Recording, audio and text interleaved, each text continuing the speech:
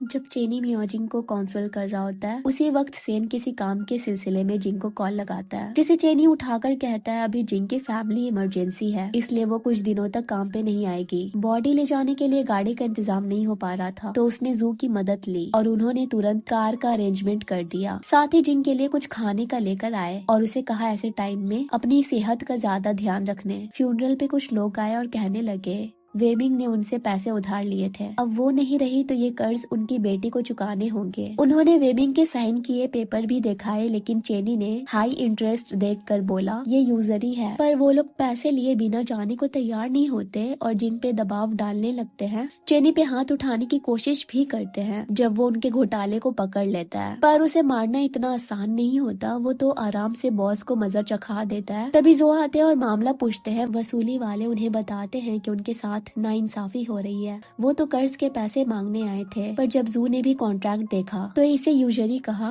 और बोला जिंग की माँ ने जितने लिए हैं वो उतने लौटा देगी, लेकिन ये हाई इंटरेस्ट लीगल स्टैंडर्ड को मैच नहीं कर रहा, सो ये कॉन्ट्रैक्ट इनवैलिड है। और ऐसे नाजुक मौके पे उनका यहाँ आकर जिंग को हरास करना बहुत ही गलत है। वो तो इसके लिए उन्हें पुलिस स्टेशन भी ले जाते हैं, लेकिन जिंग ने वसूली वालों से कहा कि वो भाग नहीं रही, कोई और दिन उनसे पेमेंट के डिटेल्स डिस्कस कर लेगी। तो वो लोग वहाँ से फिलहाल के लिए चले गए, पर वो चेनी को बताने लगी कि आज वो अपनी माँ की सिर्फ अच्छे साइड्स को याद कर रही है, जैसे उनका उसे आंटी के घर से टेंग ले आना, उसके लिए ज्वेलरी लेना, उसे अच्छे अच्छे ड्रेसेस दिलाना। पर उसे समझ नहीं आ रहा कि वो यहाँ इसलिए लौटी क्योंकि वो उसे मिस कर रही थी या फिर उसे फिर से सारे प्रॉब्लम्स देने आई थी। चेनी ने उसे गले लगाकर बोला पास्ट अच्छा हो या बुरा उसे हमें भुला देना चाहिए। यहाँ ताऊ जांग को लियू की कही बात बताता है कि वो लोग अगले महीने तक शिपमेंट भेज सकते हैं, पर प्रॉब्लम यह आ रही है कि पुलिस उन पे कड़ी नजर रखे हुए है। लेकिन जांग के लिए ये कोई नई बात नहीं थी क्योंकि जू पिछले 6 सालों से उन पे नजर रखे हुए है। घर पे जिंग अपनी माँ की अस्थि के साथ वापस आ जाती है क्योंकि उनके लिए सिमेट्री बुक करने में टाइम लगने वाला था। चेनी ने कहा कि वो तब तक के लिए अस्थि यहीं आराम से रख सकती है। देन उसके आगे के प्लान्स पूछे। उसने बताया कि वो अपना काम कंटिन्यू करना चाहती है, इसलिए वापस होटल आ गई। अगले दिन जिंग और बाकी के ऑडिटर्स ल्यूबिन के थर्ड पार्टी पार्टनर और उनके कमर्शियल वायलेशन के बारे में डिस्कशन कर रहे होते हैं। ताओ ने कहा कि वो ये सब इश्यूज इसी महीने सॉल्व कर लेंगे, तो क्या वो लोग होंगशन को रिपोर्ट सबमिट करने में डिले नहीं कर सकते? तभी चेनी ने जिंग के लिए स्टैंड लिया और ताओ को कहा ये सब डिसाइड करना ऑडिटर्स के हाथ में नहीं है। ताओ उसके ऐसे एटीट्यूड से थोड़ा फ्रस्ट्रेट हो जाता है। अब तो चेनी खुलेआम जिंग का साइड ले रहा था। मीटिंग खत्म होने के बाद सेन जिंग से कंसर्न होकर कहता है अगर उसकी फैमिली इशू ज्यादा सीरियस है तो वो थोड़े दिन और छुट्टी ले सकती है, पर जिंग ने मना कर दिया। जब वो अपने डेस्क पे काम कर रही होती है तब चेनी उसके लिए गर्म कॉफी लेकर आता है और उसे कैंडीज देता है खाने के लिए। दूर से सेन वो भी जिंग के लिए कॉफी ला रहा था। उन दोनों को देखकर वापस चला जाता है। वही चेनी ने जिंग को कहा कुछ दिनों की छुट्टी लेकर उसके साथ रिवर वुड चलने, जो जिंग का होम टाउन है। देन वो सीधे आया जांग के पास बताने के उसने ट्रांसपोर्टेशन रूट पे स्टाफ्स को असाइन कर दिया। सो क्या वो कुछ दिनों की छुट्टी ले सकता है? तो वो उसे लीव दे देते हैं। उसके निकलते ही ताओ आया और बताया प्रोटेस्टर्स कंस्ट्रक्शन साइट पे परेशानियां कर रहे हैं। वही चेनी और म्यो जिंग बस स्टेशन पे बोर्डिंग की लाइन पे होते हैं। तभी एक आदमी जिंग के बैकपैक की जीप चुपके से खोलता है, पैसे या वैल्यूएबल चीज चुराने के लिए। पर अंदर अस्थि का कंटेनर देखते ही वो डर गया और हल्ला मचाने लगा। तभी पुलिस आ गई और उससे आईडी और टिकट मांगे गए, पर वो भागने लगा क्योंकि उसके पास टिकट नहीं थे, तो उसे अरेस्ट कर लिया गया। बस में भी लोग अस्थि की वजह से जिंग और चेनी की सीट से दूर भागने लगे क्योंकि उनके मुताबिक ये बैड लक होता है। चेनी अस्थि खुद पकड़कर जिंग को रिवर वुड आने तक सो जाने को कहता है। जब उसकी आंख खुलती है तो उसे खाने पीने की चीजें देता है। रिवर वुड पहुंचकर दोनों सिमेट्री आते हैं और वेमिंग को वहीं दफन करते हैं। चेनी जिंग से कहता है अब अपने मन से बोझ हल्का कर लेने क्योंकि वो अपनी माँ को उनके जन्म स्थान पे वापस ले आई है। वहाँ से निकलते वक्त जिंग उससे यहाँ की कुछ यादें शेयर करती है कि उसे यहाँ की विंटर बहुत ही अच्छी लगती थी क्योंकि इसके बाद चाइनीज न्यू ईयर आ जाता है। हर नए साल पे बच्चों को उनकी माएं नए ड्रेसेस देती, पर उसे कभी कुछ नहीं मिलता। वो अपनी आंटी के घर हमेशा अपनी माँ का इंतजार करती और एक रोज वो आई और उसे कहा अब उनका अपना घर होगा। वो जब उसे यहाँ से ले गई तब जिंग बहुत खुश थी, पर फिर उन्होंने उसे कहीं और छोड़ दिया। लेकिन अब उसे एहसास हो रहा है उसकी माँ हमेशा के लिए जा चुकी है। चेनी उसे गले लगाकर कॉन्सोल करता है। देन एक रेस्टोरेंट ले आता है जहाँ मियोजिंग ने एक मन की बात कही कि शायद उन दोनों को यहीं रुक जाना चाहिए चेनी ने बोला उसे एतराज नहीं, वो यहाँ एक छोटी सी शॉप खोल सकता है, दिन भर वो काम करेगी और नाइट शिफ्ट वो कर लेगा। लेकिन म्योजिंग उसे याद दिलाती है कि उसने उसकी एजुकेशन पे इतना पैसा इसलिए इन्वेस्ट किया था ताकि वो फ्यूचर में एक बड़े सिटी में अच्छी जॉब कर सके। अगर वो यही शॉप खोल लेंगे तो क्या उसकी सारी इन्वेस्टमेंट वेस्ट नहीं हो जाएगी? चेनी ने कहा कि वो पास्ट में वाकई बहुत बुरा था, उसे उससे इतनी हर्टफुल बातें नहीं बोलनी चाहिए थी। फिर जिंग अचानक से बहुत रोने लगती है। चेनी उसे अपना कंधा देता है खुलकर रोने के लिए। स्टोर के पास से गुजरते हुए जिंग की नजर एक गोल्ड नेकलेस पे पड़ती है। शॉपकीपर दोनों को एक न्यूली वेड कपल समझ बैठती है और चेनी से कहती है अपनी वाइफ को ये नेकलेस दिला देने, पर जिंग मना करते हुए कहती है कि वो ये अफोर्ड नहीं कर पाएंगे। सो वो आगे बढ़ जाती है। रात तक दोनों फेरिस व्हील पे होते हैं। जिंग अचानक से एक सवाल पूछती है, क्या चेनी ने 6 साल पहले लिंडा को किस किया था, क्योंकि उसने बो और योंग ने कुछ तो ऐसे ही देखा। चेनी ने मुस्कुराकर बोला कि उसे जेलस होने में जरा देर हो गई। फिर उसने उसके डॉट को क्लियर किया कि उसने लिंडा को किसने किया था, वो भला ऐसा क्यों करे। देन उसने उसे गोल्ड की वही नेकलेस पहनाई जिसपे जिंग की नजर पड़ी थी। चेनी ने वादा किया चाहे तेंग हो या हैचेंग, वो हर जगह उसके साथ रहेगा। तेंग वापस आकर चेनी जिंग को हायुन तक छोड़ता है पर खुद अंदर नहीं जाता। उसने बताया कि वो कुछ दिन तक और छुट्टी का मजा लेगा। सो जिंग उसे किस करके घर सेफली जाने को बोलकर ऑफिस चली जाती है। तभी चेनी को एक कॉल आया। उसमें किसी ने उसे धमकाया कि वो जाई का बदला लेगा। उसने फिक्र के मारे बो को कॉल लगाया और कहा पुल हॉल पे नजर रखने, वो जल्द ही आ रहा है। सो बो एक स्टाफ के साथ पुल हॉल को आगे पीछे हर तरफ से चेक करने लगा। तभी हमने एक सस्पिशियस आदमी को चुपके से पुल हॉल की तरफ जाते देखा। वहाँ जब जिंग काम में बिजी थी तब बो का कॉल आया। उसने बताया बिलियर्ड्स हॉल में आग लगी है। चेनी अंदर स्टूडेंट को बचाने के लिए चला गया। वो ये सुनते ही घबराहट में भागने लगी। टैक्सी पकड़कर सीधा वहाँ पहुंची। पुलिस भी आ गई, पर तब तक म्योजिंग चेनी को बचाने अंदर चली गई थी। बाहर फायर ब्रिगेड आ गए। जू सबको आग से दूर हटाने में लग गए। अब फ्लैशबैक में दिखाया गया कि आखिर 2005 में हुआ क्या था। सो जब चेनी जांग के बुलाने पे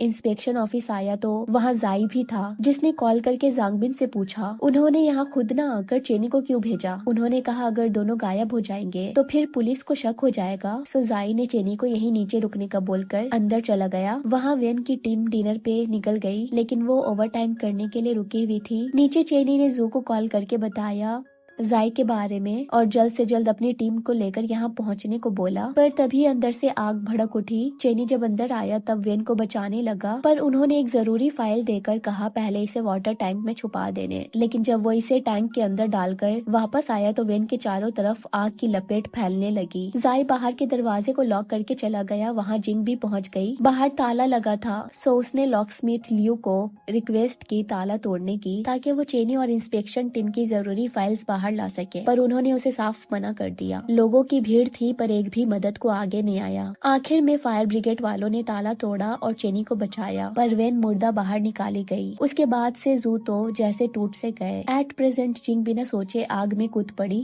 चेनी स्टूडेंट को बचाकर बाहर आ ही रहा था, तभी एक भारी चीज उस पे गिर गई। फायर ब्रिगेड वाले आए और उन तीनों को बचा लिया। हॉस्पिटल में चेनी की आंख खुली। उसके बगल जिंग बैठी थी। उसे होश में आते ही गले लगाकर चैन की सांस ली। तभी कैप्टन जू आए और जिंग को पानी लाने के बहाने से बाहर भेजकर चेनी से पूछने लगे ये सब उसके साथ कैसे हुआ। जब जिंग वापस लौटती है तब जू को चेनी को मसालेदार खाना देते हुए देखती है। फौरन से कहती है जब तक वो रिकवर नहीं हो जाता साधारण खाना ही खाएगा। सो जू वो खाना वापस लेकर चले गए और बेचारे चेनी को सूप पीनी पड़ी। देर रात को चेनी जिंग से कहता है घर जाकर आराम करने, वो बो को यहाँ बुला लेगा, पर वो उसकी बात को अनसुना कर देती है। अगली सुबह जब वो थोड़ी देर के लिए बाहर निकलती है तो वापस आकर चेनी को बेड पे ना पाकर पैनिक करती है। तभी वो वॉशरूम में ब्रश करता हुआ मिलता है। वो तो उसे छोड़ने को तैयार नहीं होती, इवन उसे ठीक से हल्का भी होने नहीं देती। गेट को थोड़ा सा खोल कर रखती है ताकि पिछली बार की तरह इस बार भी चेनी भागे ना। रात में भी उसे नींद नहीं आती तो चेनी उसे अपने बेड पे बुलाता है आराम से सोने के लिए। वो पूछती है आखिर वो उसे अब तक आउटसाइडर की तरह क्यों ट्रीट करता है। वो बो को बुला सकता है पर उसे क्यों अपना ध्यान रखने को नहीं देता। उसने बोला वो अपनी गर्लफ्रेंड को परेशानी नहीं देना चाहता। जिंग ने कहा कि वो दोनों एक फैमिली है, बुढ़ापे तक एक दूसरे को वो लोग सहारा नहीं देंगे तो कौन देगा। देन दोनों एक दूसरे को हक करके सो जाते हैं। कुछ दिनों में चेनी डिस्चार्ज हो गया। घर पे एक टेबल हिल रही थी तो उसने सिगरेट के पैकेट से सेट कर दिया और सिगरेट डस्टबिन में फेंक दिया। जिंग ये देखकर खुश हो गई। मिड ऑटम फेस्टिवल था तो दोनों इसे सेलिब्रेट करने के लिए केक लाए होते हैं, विश मांगते हैं, देन साथ में डिश वॉश करते हैं। तभी चेनी गौर करता है आज जिंग ने उसका दिया इयररिंग पहना है। उसे जिंग इसमें बहुत ही सुंदर लगती है। इसी वक्त वो उससे पूछती है उसने क्या विश मांगी। अगर उसने बताया तो वो उसे रिटर्न में किस करेगी। तो चेनी ने बता दिया कि उसकी विश है कि वो हमेशा जिंग के साथ रहे। ये बोलते ही वो उसे किस करते हुए बेडरूम तक ले आता है। देन जिंग उसके बैक के स्कार्स पे हाथ रखकर पूछती है ये अब भी दर्द करता है क्या। उसने बोला नहीं। बताया कि जाई ने उसे जिंगू ले जाने से पहले डॉक्स पे लॉक किया था। उसे डर नहीं बल्कि इस बात का ज्यादा दुख था कि वो जिंग को प्रॉपरली गुड बाय नहीं कह सका, उसके हाथ को होल्ड नहीं कर पाया। जिंग उसके हाथ को टाइटली पकड़कर कहती है कि वो सिर्फ उसका है। अगली सुबह जब जिंग की आंख खुलती है तो चेनी बिस्तर में नहीं होता। वो तो सुबह सवेरे उठकर नाश्ता बनाकर कपड़े धो रहा होता है। जिंग ने उसे कसकर पकड़ लिया और कहा कि वो उसके गुड मॉर्निंग बोलने से पहले ही उठ गया। चेनी ने भी उसे तंग करने के लिए अपनी दाढ़ी चुभाने लगा। जिंग ने बोला उसे शेव करने, इवन उसकी हेल्प भी करी, पर सही एंगल नहीं बन पा रहा था। सो चेनी ने उसे उठाकर वॉशिंग मशीन पे बैठा दिया। जिंग ने उसकी शेविंग करते हुए बताया ये आग वाला हादसा जानकर किया गया ताकि सबका अटेंशन भटकाया जा सके। वो लोग जल्दी में है इसलिए कोई ना कोई गलती जरूर करेंगे, उन्हें बस इंतजार करना है। पर इस बार वो चेनी को उनसे हर्ट होने नहीं देगी।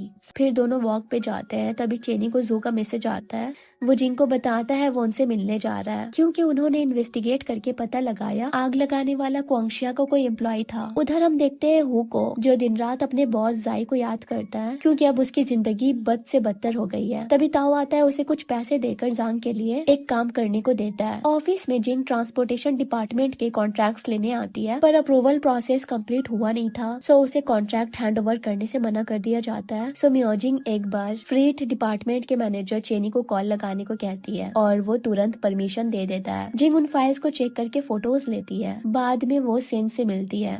दोनों गेम खेलते हुए हायुन कंपनी के फाइनेंशियल फ्रॉड पर डिस्कशन करते हैं। सेन बताता है कि कंपनी कई सालों से अपने लॉसेस छुपा रही है और होंगशेन इन्वेस्टमेंट के प्रॉफिट के पैसे से उन्हें कवर कर रही है। अगर किसी क्रिटिकल मोमेंट पे इन्वेस्टमेंट रुक गया तो हायुन कंपनी कम्प्लीटली कोलैप्स कर सकती है। जिंग को लगता है इसी वजह से जांग किसी भी तरह फाइनेंशियल शॉर्टफॉल को कवर करने के लिए इलीगल ट्रांसपोर्ट रूट शुरू करना चाहता है, लेकिन पुलिस को उस पर पहले से शक है। इसीलिए अगर कोई क्राइम होता भी है तो वो उसका ब्लेम किसी और पे डाल सकता है। सेन को लगता है कि इतनी बड़ी प्लानिंग सिर्फ अकाउंटिंग फ्रॉड छुपाने के लिए नहीं हो सकती। उसे शक होता है कि जांग का असली प्लान कुछ और है। जिंग बताती है कि उसे तो लगता है जांग भी नए रूट स्मगलिंग के लिए ओपन करना चाहता है। तभी उसे चेनी का मैसेज आता है। वो उसे वेयर हाउस बुला रहा होता है क्योंकि उसे पता लगा है बाई नाम का ड्राइवर तबीयत खराब के कारण कई टाइम से छुट्टी ले रहा है। ऊपर से ताऊ ने नए ड्राइवर्स हायर किए हैं और आज रात कोई शिपमेंट शेड्यूल भी नहीं है, सिर्फ 3 स्मॉल शिपमेंट्स डिस्पैच हुई है। यहाँ चेनी बाई के साथ डिनर कर रहा होता है। तभी वो उसकी हालत खराब देखता है। उसने बताया उसे 1 महीने से पेट में दर्द है, प्लस उसे डायबिटीज भी है। वो अपनी दवाई ट्रक में ही भूल गया होता है तो चेनी ने उसके लिए रेड बैग ट्रक से ले आया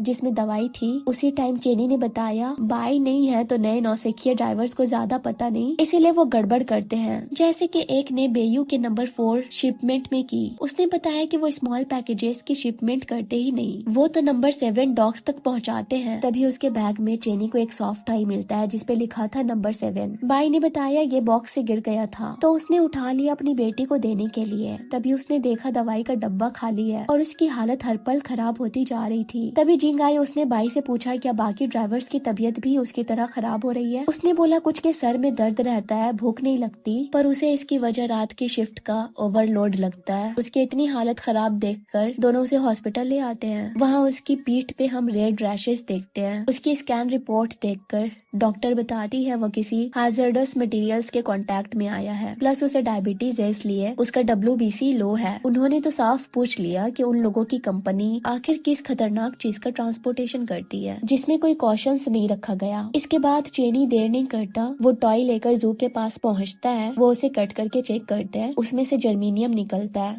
जिसे वो टेस्टिंग के लिए भेज देते हैं। रात में जिंग हेयर ड्रायर लेकर चेनी के कमरे में आती है और उसे अपने बाल सुखाने के लिए बोलती है। दोनों हायुन के पूरे स्मगलिंग के बारे में बात करने लगते हैं कि स्मगलिंग के लिए वो आइडेंटिकल ट्रक्स का यूज करते हैं। एक जो चेक पॉइंट्स पे जाता है और दूसरा जिसमें असली स्मगलिंग का सामान होता है। वो पहले अबैंडन पार्किंग लॉट में वेट करते हैं। पुलिस चेकिंग के बाद वो उस ट्रक से नंबर प्लेट चेंज कर लेते हैं और उनसे इंस्पेक्शन रिसिप्ट ले लेते हैं और इस तरह से वो लोग आसानी से सामान डेस्टिनेशन पे पहुंचा देते हैं। म्योजिंग भी इन्वेस्टिगेशन में एक इम्पोर्टेंट कनेक्शन डिस्कवर करती है। वो केयरफुली नोटिस करती है कि जिन प्लस टॉयज के ट्रेडमार्क बार कोड्स नंबर 7 से स्टार्ट होते हैं वो ओपन मार्केट में एग्जिस्ट ही नहीं करता। ये सिर्फ हायुन के रूट्स में ही शो होते हैं। वो चेनी से कहती है अब जो पुलिस के हाथ सबूत आई है तो वो इन सब मामलों में खुद को इन्वॉल्व ना करे। चेनी ने भी उससे वादा कर लिया। देन जिंग उसके बेड पे सोने चली गई। उसे प्रोवोक करने के लिए सेन का नाम लेने लगी कि जब दोनों गांगचिंग गए थे तब उन्होंने बहुत सारे मॉल्स एक्सप्लोर किए। चेनी उसका मुंह बंद करने के लिए लाइट्स ऑफ कर देता है और चुपचाप सो जाने को बोलता है। जिंग गुस्सा हो जाती है कि चेनी थोड़ा सा भी रोमांटिक नहीं है, पर तभी वो उसे पीछे से हक करके सो जाता है। अगले दिन वेयर हाउस में बाइक की जगह बाकी ट्रक्स को लीड करने के लिए हु आता है जिसे ताऊ ने हायर किया था। वो लोग चेक पॉइंट पे पहुंचते हैं। पुलिस रूटीन इंस्पेक्शन करती है। हु से उसके ड्राइविंग लाइसेंस, आईडी और ट्रक की रजिस्ट्रेशन पेपर मांगते हैं। वो डॉक्यूमेंट दिखाता है तो उससे पूछा जाता है क्या वो हायुन का ड्राइवर है। वो जैसे ही हाँ बोलता है तो पुलिस उसे पकड़ने जाती है पर वो भागने लगता है, पर आखिर में ऑफिसर्स उसे पकड़कर अरेस्ट कर लेती है। देन पुलिस स्टेशन में चेनी और जिंग भी आते हैं। चेनी को देखकर हु गुस्सा करता है। बाद में हमें पता चलता है पूल हॉल में आग लगाने वाला हु ही था। जांगबिन कंपनी के बॉस है तो वो भी पुलिस स्टेशन आते हैं। उनके और जू के बीच कोल्ड इंटरेक्शन होती है। देन वो चेनी और जिंग को अपने कार में बैठाकर ले जाते हैं। रास्ते में वो 6 साल पहले वाले फायर एक्सीडेंट और वेन की मौत की बात उठाते हैं, जैसे कि उनके जले में नमक छिड़क रहे हो। जिंग ने बोला क्रिमिनल्स एक न एक दिन पकड़े जरूर जाएंगे, उन्हें सजा तो मिलकर ही रहेगी। जांग दोनों को बिलियर्ड्स हॉल ले आते हैं और चेनी जिंग को 8 बॉल पूल मैच का चैलेंज देते हैं। उनके साथ एक औरत होती है। ये वही है जिसे चेनी ने पास्ट में हराकर जिंग के ट्यूशन की फी के पैसे जीते थे। गेम के दौरान नए रूट के प्लानिंग को लेकर डिस्कशन होती है जो हु की वजह से मेसअप हो गया, पर वो चेनी को कहते हैं ये मसला भी हल करने। बातों बातों में वो जिंग को बताते हैं जब चेनी जिंगू में सरवाइव कर सकता है तो ये तो उसके लिए कुछ भी नहीं है। ये सुनते ही जिंग एक ही मैच के बाद चेनी के साथ वहाँ से निकल जाती है। यहाँ जांग उस औरत को बोलते हैं चेनी आज पूल गेम में इसलिए हार गया क्योंकि पास्ट में उसके पास खोने के लिए कुछ नहीं था, पर अब हालात अलग है इसलिए वो फोकस्ड नहीं था। घर पे जिंग पोमेलो लीफ से चेनी की नजर उतारती है ताकि जांग नाम की बुरी किस्मत उसके आसपास ना भटके। वहीं से एक रोज अपनी कार के नीचे ट्रैकिंग डिवाइस देखता है और शायू को भी कुछ लोग उसके होटल तक फॉलो करते हैं। एक दिन ऑफिस की इलेक्ट्रिसिटी भी अचानक से चली जाती है। यहाँ जांग लियू से चेनी और जिंग को लेकर बातें कर रहे होते हैं। तभी ताओ आकर उन्हें खबर देता है कि मिंगटोंग ऑडिट टर्मिनेट कर रही है। ऐसे में उनका आईपीओ का मसला रुका रहेगा। होंगशिंग से भी प्रेशर आएगा। जांग ने कहा उसे पार्टी की तैयारी करने और जिंग के लिए वीआईपी टेबल अरेंज करने ताकि वो उसका इस्तेमाल चेनी को अपने काम में लाने के लिए कर सके। सो वो दोनों साथ में पार्टी में जाते हैं। सभी एम्प्लॉइज के सामने जांग चेनी के पास्ट का जिक्र करते हैं। जिंग कंट्री में उसके डेंजरस एक्सपीरियंस, लोकल गैंग्स के बीच काम करना और कंपनी के लिए कई बार अपनी जान रिस्क में डालना, इसलिए उसे कंपनी की 5% इक्विटी रिवॉर्ड के तौर पे देने का अनाउंसमेंट करते हैं। देन पार्टी के बीच में म्योजिंग को जाकर चेनी के पास्ट के बारे में रिमाइंड कराकर उसे उसके लिए परेशान करने की कोशिश करते हैं, पर वो उनकी सारी चाल समझती है। वो चेनी को सहलाती है जो ये दिखाता है कि वो उसके पास है, दोनों इस मुश्किल से साथ में निकलेंगे। इवन पार्टी खत्म होने के बाद भी दोनों चुपके से एक दूसरे का हाथ छूकर आगे बढ़ जाते हैं। प्लान के मुताबिक सेन अपनी टीम्स को इन्फॉर्म कर देता है ऑडिट रिपोर्ट यहीं पे होल्ड कर देने और वापस उसके साथ हेइचेंग चलने। यहाँ से म्योजिंग रुक कर आगे की इन्वेस्टिगेशन करेगी। सो एविडेंस कलेक्ट करने के लिए जिंग जेल में हु से मिलने पहुंचती है। उसने उससे हायुन की इन्फॉर्मेशन मांगी। पहले तो वो बता नहीं रहा था, लेकिन जिंग ने बोला आज वो जिस हाल में है उसके पीछे कहीं न कहीं जांगबिन है, वो उसकी मदद करके उनसे बदला ले सकता है। तो उसने बताया कि जांगबिन ने ये लॉजिस्टिक्स का बिजनेस 2006 में शुरू किया। उस वक्त कंपनी फाइनेंशियली बहुत कमजोर थी, कई एम्प्लॉयज की सैलरी भी बाकी थी, बहुत सारे वर्कर्स को तो काम से भी निकाला गया। जिंग याद करती है उसी वक्त होंगशिंग की फंडिंग भी आई थी। फिर ये सब कैसे हुआ? हु ने बताया ये जांगबिन की चाल थी गैंग को निकालने की। उसके बाद जाई भी मिसिंग हो गया। सब बड़े परेशान थे। फिर 1 महीने बाद पता चला जांगबिन पे पैसों की बारिश हो रही है। सो जांग ने अकाउंट्स क्लीन दिखाने के लिए सारी चालें चली। जिंग ने याद किया इस तरह का फ्रॉड पहले भी कोंगशिया में हुआ था और सेम यही पैटर्न हुआयुन में दिख रहा है। यहाँ चेनी जिंग की पैकिंग कर रहा होता है। देन वो जांग के पास जाता है जो उससे जिंग के कल यहाँ से वापस जाने के बारे में बात करते हैं। चेनी भी उन्हें ऐसा दिखाता है जैसे उसके और जिंग के बीच अब कुछ भी नहीं है। उनके इतने सालों अलग रहने के बाद अपनापन, परिवार जैसा प्यार खत्म हो चुका है। एयरपोर्ट तक जांग जिंग को छोड़ने आते हैं। ताओ जांग को गुड न्यूज देता है कि उन्होंने जो नया ऑडिट टीम अरेंज किया उसे होंगशेन ने भी एक्सेप्ट कर लिया। अब वो टीम उनके मुताबिक काम करेगी। वहीं एयरपोर्ट में चेनी कैप पहनकर सबकी नजरों से बचकर जिंग को पकड़कर साइड ले जाकर किस करता है और उसके इयररिंग को छूकर कहता है वो उसे बहुत मिस करेगा। जिंग भी उसे गले लगाकर यहाँ सेफ रहने को बोलती है और कहती है कि जब नेक्स्ट टाइम वो मिलेंगे तब उनके आसपास के सारे काले साए हट जाएंगे। फ्लाइट डायरेक्ट हाईचेंग की नहीं थी, इसीलिए वो पहले एक रेस्टोरेंट आती है। वहाँ की ओनर उसे बताती है यहाँ कुकिंग उनके हस्बैंड करते हैं जो आज डिलीवरी पे निकले हुए हैं। ये वही रेस्टोरेंट है जिसकी तारीफ हमने बाई के मुंह से भी सुनी थी। उसी वक्त चेनी के एक्सप्रेशन बदल गए थे। जिंग ने उस औरत से कहा उसे अगली बार भी ऑर्डर करना है, तो उन्होंने जल्दी से उसे डिलीवरी नंबर दे दिया। तभी उनके हस्बैंड आए जो कोई और नहीं, जाई थे। यहाँ मिंगटॉन ऑडिट फर्म में एक मीटिंग होती है हायुन के फाइनल रिपोर्ट को लेकर। पैनल में मोनिका होती है जो सेन को प्रोटोकॉल तोड़ने पे बातें सुना रही होती है और सारी डिटेल्स म्योजिंग से जानना चाहती है। उसकी प्रेजेंस की डिमांड की जाती है। वो बताता है जिंग टेंग में ही है, बाकी की चीजें हैंडल कर रही है, पर वो लोग उस पे प्रेशर डालते रहते हैं। इवन उस पे रिपोर्ट फॉर्ज करने का भी इल्जाम लगाते हैं। शायू को अपने बॉस के लिए बुरा लग रहा था, लेकिन तभी जिंग आ जाती है पुख्ता सबूत लेकर। वो के वॉइस रिकॉर्डिंग सबको सुनाती है और बताती है ये हायुन का ओरिजिनल क्रू है। और उसके बाद साफ बता रही है वो लोग होंगशेन से फंडिंग के लिए डिसऑनेस्टी कर रहे हैं। जिंग ऑडियो की ऑथेंटिसिटी के लिए ऑफिशियल सर्टिफिकेट भी साथ लेकर आई होती है ताकि एविडेंस को झूठा या कमजोर न कहा जा सके। इतना सब काफी होता है मोनिका का मुंह बंद करने के लिए। बाकी सीनियर्स कहते हैं कि वो ये सारे डेटा अच्छे से रिव्यू करेंगे। मीटिंग खत्म होने के बाद सेन जिंग को एक इम्पोर्टेंट डॉक्यूमेंट देता है। जिंग कहती है टेंग और गांगचिंग की पुलिस स्मगलिंग का केस हैंडल कर रही है और उनका काम है उन्हें सॉलिड पेपर्स प्रोवाइड करना ताकि क्रिमिनल्स को कहीं से बच निकलने का रास्ता ना मिल सके। दोनों अब एक कैफे आकर डिस्कशन कर रहे होते हैं 2006 के टैक्स फ्रॉड के बारे में, जिसमें कोंगशिया के एसेट्स फ्रीज किए गए थे पर जाई मैसिव अमाउंट लेकर छू हो गया था। और ये वही टाइम था जब हायुन में ओवरनाइट पैसों की बारिश हुई थी, यानी यही लूटे हुए पैसे से हायुन को लेजिट दिखाया गया और होंगशेन के इन्वेस्टमेंट को अपने नाम की गई। ऊपर से स्मगलिंग, ये सब मेजर क्राइम्स है। इसीलिए सेन उसे कहता है अब भी पीछे हट जाने पर कहीं न कहीं वो जानता है जिंग शुरुआत से ये सब चेनी के लिए कर रही थी। उसने पूछा आखिर चेनी के पास ऐसा क्या है जो उसके पास नहीं है। जिंग ने बताया वो और सेन एक दूसरे को मिरर करते हैं। दोनों एम्बिशियस और कैलकुलेटिव है। दोनों बिजनेस में तो अच्छे पार्टनर्स बन सकते हैं पर रिलेशनशिप के मामले में नहीं। वो खुद को सेल्फिश कहती है और उसे ऐसा शख्स चाहिए जो उसे सबसे ऊपर रखे, और ऐसा सेन कभी नहीं कर सकता, न ही वो उसके लिए सही लड़की है। सेन ने भी हार मान ली और जिंग के साथ उसने आगे फ्रेंडशिप रखना ही बेहतर समझा। उधर जांगबिन ने चेनी को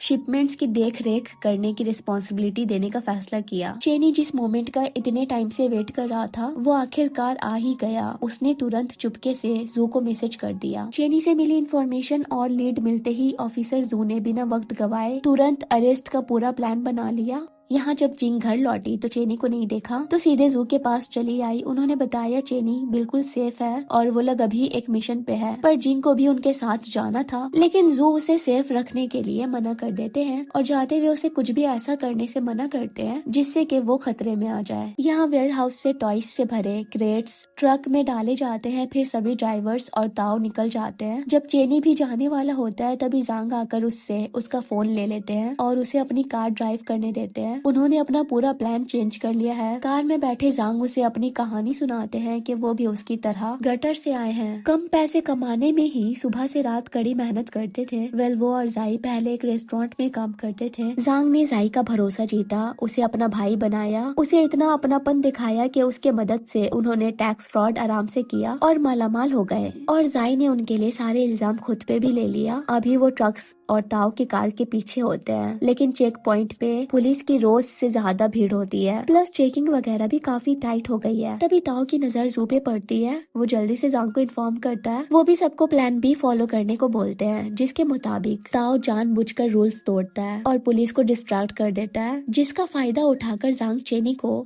दूसरे रास्ते से गाड़ी भगाने के लिए बोलते हैं। जिंग जो वहीं थी ये देखकर चेनी के पीछे जाती है और जू को बताती है कि वो उनकी कार को फॉलो कर रही है। वो जांग की कार की नंबर भी बता देती है ताकि उनका उन्हें ट्रैक करना आसान हो जाए। यहाँ ऑफिसर्स ताओ को अरेस्ट कर लेते हैं और ट्रक्स को भी सीज कर लेते हैं। यहाँ जांग बिन रास्ता सुनसान पाकर चेनी पे चाकू से हमला कर देते हैं, उन्हें पुलिस के साथ मिलकर ट्रैप करने के लिए।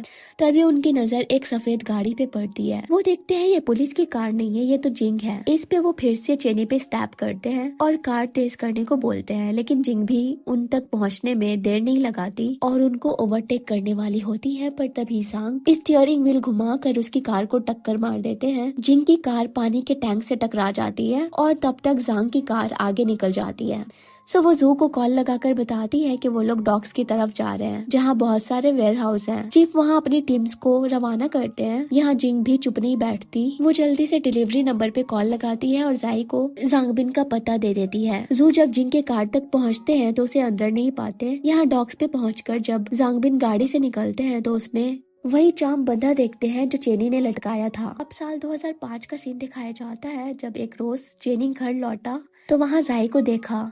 वो डर के मारे जिंग के कमरे की तरफ गया, पर वो वहाँ नहीं थी।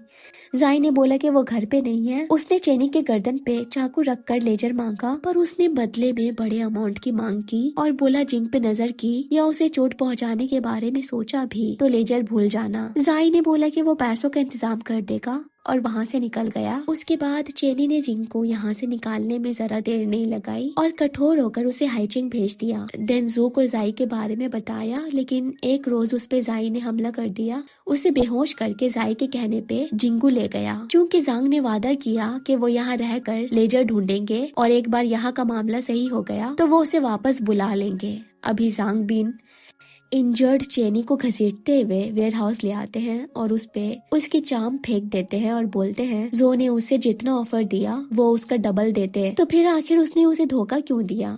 चेनी ने बोला कि वो उनकी तरह एक मॉन्स्टर नहीं है। जांग ने बोला पहले वो कुछ भी नहीं थे, लेकिन अब पूरा तेंग उनका है। उन्होंने अपने पास्ट के सारे सबूत मिटा दिए सिवाय उसके, सो वो उसे स्टैप करने चाहते हैं। पर तभी जिंग आ जाती है, लेकिन जांग उसे भी मारने लगते हैं, इवन चाकू से स्टैप करने जाते हैं। पर चेनी उसे बचाता है और जांग उसे हटाने के लिए चाकू से फिर से उस पे हमला करते हैं और जिंग को ऊपर ले जाकर उसे बांध देते हैं। चेनी अपनी पूरी जान लगा देता है अपने हाथ खोलने में। जैसे ही रस्सी खुलता है वो ऊपर आता है। उसे देखकर जांगबिन जिंग को धक्का दे देते हैं, पर चेनी जल्दी से रस्सी पकड़ लेता है।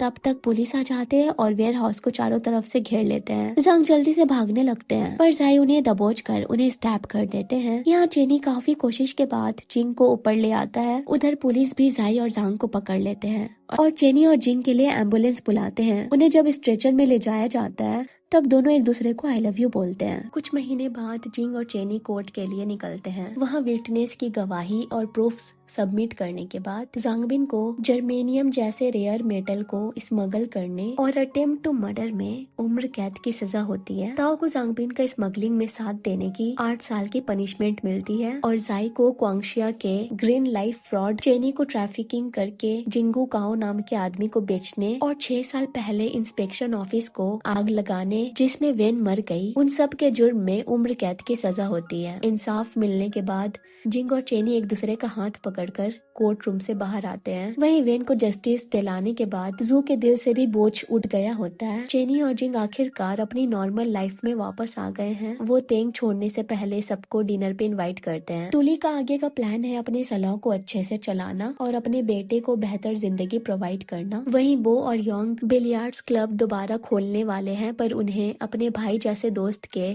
यहाँ से जाने का दुख भी है। ऐसा लग रहा है कि जैसे उनकी जिंदगी सूनी होने वाली है। दूसरी तरफ जो आए हैं वेन के सिमेट्री वहाँ वो उन्हें बताते हैं जांगबिन को फाइनली उनके गुनाहों की सजा मिल गई, अब वो आराम से रेस्ट कर सकती हैं। साथ ही वो चेनी के बारे में भी बताते हैं जो उन्हें अब तक एक बच्चे से कम नहीं लगता, पर जिंग अब उसके पास है इसलिए वो उसको लेकर बेफिक्र है। वहीं वो दोनों हाइचिंग आ गए हैं, दोनों अपने पेनफुल पास्ट को पीछे छोड़कर एक नई जिंदगी की तरफ बढ़ रहे हैं। वही मिंगतोंग ऑडिट में दिंगली के हायुन से रिश्वत लेने के बाद भी उसकी जॉब मोनिका की वजह से अब तक बची है, लेकिन फिर भी उसकी कैंची जैसी जबान आज भी चलती रहती है। वही म्योजिंग के आउटस्टैंडिंग परफॉर्मेंस और कंपनी को बड़े रिस्क से टाइम पर बचाने की वजह से हेडक्वार्टर्स ने उसकी मेहनत को रिकॉग्नाइज किया, इसलिए उसे मैनेजर के पोजीशन में प्रमोट कर दिया गया। इसी खुशी में वो अपने कॉलिग्स को अपनी तरफ से ट्रीट देती है। सभी रेस्टोरेंट में मजे कर रहे होते हैं, तभी जिंग को चेनी का कॉल आता है। जब उसे पता चलता है कि वो पास के रेस्टोरेंट में है तो वो भी वहाँ चला आता है